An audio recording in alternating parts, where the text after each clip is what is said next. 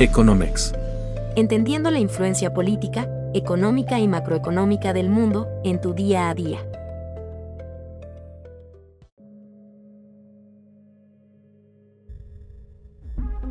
Los indicadores económicos recientemente publicados por el INEGI dan cuenta de que la situación económica del país continúa difícil. De eso vamos a estar hablando en este episodio 72 de Economex Podcast. Me acompaña mi amigo Paco Horta. ¿Cómo estás, Paco? Alejandro, gusto saludarte. Y bueno, pues vamos a platicar de lo que está pasando en la economía de México, porque si bien ya han algunos analistas revisado la expectativa de crecimiento económico para este año a un 1%, antes era 0.4% y antes de eso estaba en 0%. Pero los indicadores siguen bastante planos. ¿Tú cómo estás viendo las cosas desde tu óptica?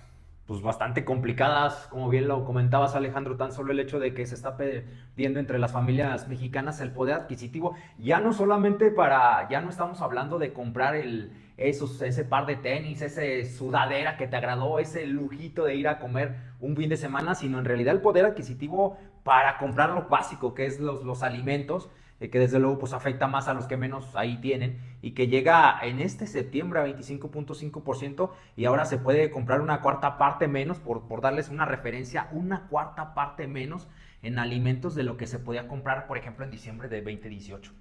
Sí, así es. Mira, si analizamos la inflación acumulada durante el sexenio de López Obrador, fue arriba del 30%. Y concretamente en el segmento de alimentos y de bebidas, los bienes agropecuarios, ahí particularmente fue todavía más fuerte. Y desde luego eso merma donde más le duele a las familias de menos recursos, porque sabemos que destinan un mayor porcentaje de su gasto familiar precisamente a comprar comida. Pero esta carestía de la que haces mención ya se traduce en los indicadores económicos. Esta semana que acaba de pasar, le comentaba, el INEGI sacó su indicador oportuno del consumo privado y estima que en el mes de julio, a tasa anual, es decir, julio 24 contra julio 25, el consumo privado cayó 0.7%. Y de igual forma en agosto cayó también 0.7%. Y esto es importante por varias razones. Porque de los últimos 11 meses, el consumo privado trae caída en 7. Y es relevante porque el consumo privado es por mucho el componente más importante de la demanda agregada. Aproximadamente un 60% de la demanda agregada del país es el consumo, y también es importante porque denota un deterioro del nivel de vida de las familias, como tú ahorita lo mencionabas. O sea, no puedes ya comprarte ciertas cosas que antes lo hacías, porque pues ahora la comida está más cara y desde luego lo que lleva prioridad es la comida. Correcto, y los números no mienten, y aterrizándolo a la realidad es, Alejandro, se pone complicado para las familias. ¿Por qué? Porque de pronto llega con este tema del aumento, pero de pronto aumenta la carne de puerco y la sustituyes por la carne de res, pero en esta semana justamente hubo un incremento en la carne de res y ahora queda el pollo, y así se va complicando la situación. En esta semana, por ejemplo, checamos que pues obviamente la gente tiene que hacer ahí malabares para adaptarse a esta situación. Una de ellas es que creció hasta un 50% al menos en el estado de Guanajuato el consumo de la gente que apuesta por el producto a granel. Están dejando de lado, por mientras de que se recupera la situación, las marcas propias y las marcas reconocidas, apostando por a granel, al menos en las cosas que así se venden en los mercados, para ahorrarse desde un 20 hasta un 40%, y así apechugar, adaptarse a la economía que hoy se está viviendo en México. Sí, desde luego. Entonces, pues todo lo que comentas, pues de alguna forma le pega al bienestar de las familias, genera un menor consumo, y esto a su vez pues arrastra a la economía en su conjunto. También debemos señalar que en la semana que concluye se publicó el indicador oportuno de la actividad económica, y está previendo que en el mes de julio, a tasa anual, julio 24 contra julio 25, la economía habría caído 0.2%, a tasa anual, repito. Y en agosto, también a tasa anual, la economía habría crecido un magro 0.2%. Yo hice el ejercicio, entonces, bueno, si tomamos estos datos que todavía son preliminares como ciertos, Eso implicaría que si tomamos los primeros 8 meses de este año comparado con los primeros 8 meses del 24, la economía mexicana tiene un incremento de 0.4%. Entonces, bueno, cuando hace un rato mencionaba que analistas prevén que la economía podría crecer un 1% este año, pues se ve difícil porque en los primeros 8 apenas tenemos un 0.4 y yo no sé qué vaya a pasar de aquí a fin de año, que vaya a hacer que la economía pudiera pues, crecer a tasas del 2% para que el promedio de todo el año acabara siendo por ahí del 1%. Y entonces esto también pues tiene un trasfondo porque se dio a conocer que la industria, es decir, la industria tiene 4 componentes: minería, electricidad, gas y agua, construcción y manufacturas. La industria en el mes de agosto cayó 1.2% y las manufacturas, que bueno, pues es pues todo lo que se fabrica, las fábricas de zapatos, las fábricas de microchips, las fábricas de ropa, bueno, estas traen una queda de 1.1% y desde luego preocupa porque no se genera el empleo y en todo caso, si la gente puede conservar su empleo, no puede haber incrementos salariales porque precisamente las fábricas pues andan mal. Sí, sí, sí. Sí, Alejandro, esto que comentas es bien interesante porque justamente en sectores que normalmente en México estaban teniendo de alguna forma una bonanza, hoy ya no lo están haciendo. Por ejemplo, me llama la atención dos cosas. En el segundo trimestre las exportaciones impulsaron el crecimiento anual del PIB a pesar de las políticas de protección de Estados Unidos, pero por ejemplo, el sector que tiene más exportaciones fue el de equipo de cómputo, que subió en un 100% en este año, y pues en el estado de Jalisco es donde se concentra este tipo de empresas, pero en el resto están viviendo esta situación de decir, ¿cómo van? Pues vamos igual que el año pasado o un poco menos que el año pasado, pero no se espera que al final del 2025 haya crecimientos, ya no extraordinarios, que, no haya, que haya crecimientos. Y luego cuando lo analizas por entidades, también lo comentabas justamente antes de entrar al aire, ves que las entidades que más tienen crecimiento, por ejemplo, de acuerdo a México, ¿cómo vamos? Datos al primer trimestre de este año, las únicas 3 entidades que mostraron una actividad económica en crecimiento anual superior al 4.5, pues fue Guerrero, Oaxaca y Nayarit, y justamente cuando ves el por qué, pues son proyectos federales que están en proceso, pero no estamos hablando de inversión privada que realmente sea a largo plazo y que genere empleos y una inversión base a México. Sí, dijiste algo muy importante, el tema de las exportaciones. Las exportaciones en su conjunto, más allá pues del ejemplo que diste de ese rubro de equipo de cómputo, traen un crecimiento arriba del 4%. Pues es el único motor de crecimiento económico que tiene el país prendido en este momento. Ya comenté, el consumo está a capa caída. El empleo. Bueno, la inversión productiva, básicamente de los últimos 10 meses, en todos ha caído. Y el dato más reciente es el de junio, con una disminución del 6.8%. Entonces, consumo caído, inversión caída, gasto público, pues sabemos que Sí. pues, trae una disminución importante en aras pues, de mantener el déficit fiscal a raya, que con todo y esto va a estar de 4.3% del PIB este año, encima de la meta que era 3.9%, pero traen un menor gasto público en el 25 respecto al 24. Entonces, el único motor de la demanda agregada que trae crecimiento son las exportaciones, pese a los aranceles de Donald Trump. ¿Por qué? Porque pues, todo lo que cumple reglas de origen del TEMEC, básicamente pues, sigue entrando libre de arancel en Estados Unidos. Y bueno, eso nos puede llevar pues, a una situación delicada porque se viene la revisión del TEMEC y precisamente también se acaban de publicar los lineamientos para la consulta que se va a hacer y en la cual cualquier persona puede participar.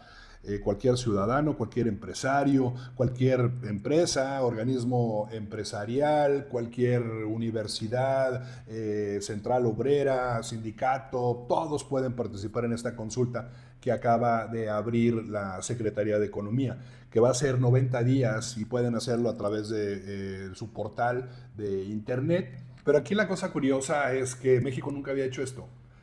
Básicamente, cuando había una negociación de un tratado de libre comercio, se constituía algo que se conoce como cuarto de junto.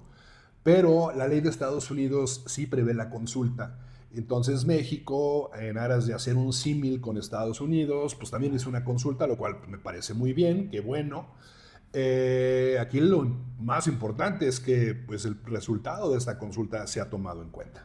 Sí, bastante interesante. De hecho, ha llamado la atención en el sector privado el que se haya dado un banderazo ahí de salida para este proceso de revisión que, como bien lo comentas, pues tiene se abrió esta ventana de 90 días de consulta pública y que cualquier persona puede hacer ahí su propuesta por medio del sitio web y el correo electrónico. ¿Y qué se va a analizar y a negociar? Pues justamente en el podcast anterior, Alejandro, platicamos de este mensaje que lanza México previo a esta negociación, que es imposición de aranceles del 50% a los productos chinos, que manda ese mensaje previo a esta negociación tan importante entre México, Estados Unidos y Canadá. Y pues se va a analizar ahí el tema del impacto del acuerdo, en específico sobre reglas de origen, el tema de los procedimientos aduaneros, los temas laborales, ambientales y de pequeñas y medianas empresas, la propiedad intelectual, el comercio digital, inversión, y pues habrá que esperar. Recordemos que el antecedente más reciente fue en 2020 cuando se firmó el acuerdo comercial y se estableció que cada 6 años se sometería a evaluación por parte de los 3 países firmantes, una fecha que justamente vence julio próximo, y ahora en plena guerra arancelaria, pues va a estar la administración de Trump con el mundo. La revisión del TEMEC pues va a suponer una prueba de fuego para los 3 países firmantes. Y tengo entendido se va a anunciar el próximo 17 de noviembre, ¿verdad, Alejandro? Lo que se va a celebrar es una audiencia para dar a conocer los capítulos que Estados Unidos desea revisar y también la dirección que busca darle el TEMEC en los próximos años. Recordemos que en reiteradas ocasiones el presidente Trump pues, ha cargado ahí contra el acuerdo y ha amenazado con cancelarlo por considerar que contraviene a los intereses de los estadounidenses. Sí, todo lo que acabas de mencionar es muy cierto. Nada más, bueno, una precisión, yo lo dije primero, realmente son 60 días, pero la presidenta Sheinbaum habló de que se podía extender un mes más. Entonces, digo, nomás para quienes nos escuchan, 60 días, más 30 días o 90 días, ¿no? Y me parece, pues, o sea, que los dos temas más importantes básicamente es el de acceso a mercados y el de reglas de origen. Acceso a mercado se refiere a los productos que pueden entrar al mercado de Estados Unidos con un arancel cero, que desde luego eso es algo que se debe cuidar. Sin embargo, no se descarta que para algunos bienes se pueda poner un arancel, ¿eh? O sea, está dentro del terreno de las posibilidades que tengamos un TEMEC con aranceles. Es decir, un TEMEC que te dice, güey, pues te voy a dar un trato preferencial, pero me vas a pagar. Eso está sobre la mesa. O sea, el que ciertos productos pues, puedan tener un arancel del 5%, el 10%, pero bueno, ojalá y todo quede en 0% como lo tenemos ahora, ¿no? Y el segundo tema que comentaba es el de las reglas de origen, porque aquí se establece el porcentaje de contenido regional que debe tener un producto para que sea considerado sujeto al trato preferencial. Y, por ejemplo, para el sector calzado, la regla de origen es de un 55% de valor de contenido regional. Es decir, y el corte da origen. O sea, si tú tienes un zapato para que puedas exportarlo libre de arancel a Estados Unidos, necesita tener al menos el 55% de su valor de contenido, ya sea de Canadá, Estados Unidos, México. Y si cumples con ese porcentaje, órale, lo puedes exportar libre de arancel. Entonces, lo que se prevé es que algunos bienes que son sensibles para Estados Unidos se incremente el porcentaje de contenido regional y se ponga algún tipo de cláusula que tengan un porcentaje de contenido estadounidense. Eso también está sobre la mesa. Es decir, tú puedes tener un producto X, no voy a poner ejemplo para no sesgar nada, pero tú puedes tener X producto y te digan, bueno, pues 60% de contenido regional y 25% al menos de contenido de Estados Unidos, si es que quieres el trato preferencial. Entonces, estos dos temas son fundamentales. Y el otro aspecto que en su momento comentamos en este podcast es el de las barreras no arancelarias. O sea, toda la cantidad de temas que hay relacionados a la apertura del sector energético, todas las violaciones que hubo al tratado en su momento con los temas del maíz transgénico y desde luego también pues otras violaciones que se consideran por la desaparición de los organismos autónomos como la Comisión Federal de Competencia, que todo eso nos lo van a echar en cara. Entonces la discusión desde luego va a estar bastante ríspida y muchos hablan pues de una revisión del TEMEC, pero digamos las cosas como son, va a acabar siendo una renegociación del TEMEC. Sí, correcto. Ese punto que tú comentas es bien interesante de la posibilidad de que algunos sectores no se vean del todo beneficiados y que pues sabemos que México tendrá que apechugar porque ahí les van unos datos bastante reales y muestra que el 80% de lo que se manda de México hacia el extranjero pues es su destino principal son los Estados Unidos. Durante el primer semestre de este año, los envíos rebasaron los 309 mil millones de dólares, mientras que las importaciones estadounidenses ascendieron en este periodo a 190 mil millones de dólares. Y pues en la mesa del próximo julio de 2026 se decidirá si el TEMEC continuará por los próximos 16 años o no. Platicando con gente de la industria del calzado y de la automotriz autopartes, pues en efecto es lo que les ocupa y les preocupa de que en la negociación no vaya a haber insumos que tengan que tener un arancel del 5 o 10%, porque esto sí vendría a perjudicar, como en el podcast anterior lo platicamos con los vehículos de origen asiático o los vehículos de marcas estadounidenses, europeas, pero que tienen componentes que vienen de países asiáticos, Alejandro. Sí, desde luego. Y yo creo que también debemos comentar pues, el tema China. El tema China va a ser también obligadamente un factor ahí en la renegociación del TEMEC. Se habla también de la posibilidad de crear una unión aduanera con Estados Unidos, es decir, que tengamos aranceles comunes con Estados Unidos, es decir, si Estados Unidos le pone un arancel de determinado porcentaje a X producto que viene de China, que México se vea obligado a tener esos mismos aranceles. De igual forma, permitir que haya agentes aduanales, por así decirlo, de Estados Unidos en México. A mí la verdad no me desagrada esa idea porque creo que nos ayudaría a evitar la corrupción en las aduanas, a evitar todo este problema de contrabando y de subvaluación, porque nos han acusado ampliamente de ser un país que China utiliza para triangular Claro. mercancía. Es algo que Trump a cada rato está mencionando, que México, pues estas exportaciones que tenemos, pues, básicamente pues, un determinado porcentaje son pues, productos chinos que se disfrazan de productos mexicanos. El año pasado México importó de China mercancías por aproximadamente 130 mil millones de dólares. Nosotros les vendimos apenas 10 mil millones de dólares, es decir, tenemos un déficit comercial anual de 120 mil millones de dólares. Entonces, pues todas estas cosas van a estar ahí sobre la mesa. Y al final, bueno, pues yo creo que aquí el tema es, pues, ¿qué va a pasar con México? Porque, pues, por un lado, ya lo comentamos, los indicadores económicos bastante débiles. No se ve que la economía vaya a alcanzar a tener este repunte para crecer 1% este año. Ya lo comentábamos, el paquete económico 2026, pues tampoco da muestras de un cambio en la política económica. Y bueno, pues yo creo que en el 2026 vamos a también tener un crecimiento modesto. Lo que pudiera de alguna forma ayudar es que termine todo este episodio arancelario, TEMEC, y eso ayude a que nuevamente llegue la inversión productiva al país. Eso es lo que pudiera ayudar porque por parte del gobierno no vemos motores de crecimiento para este país.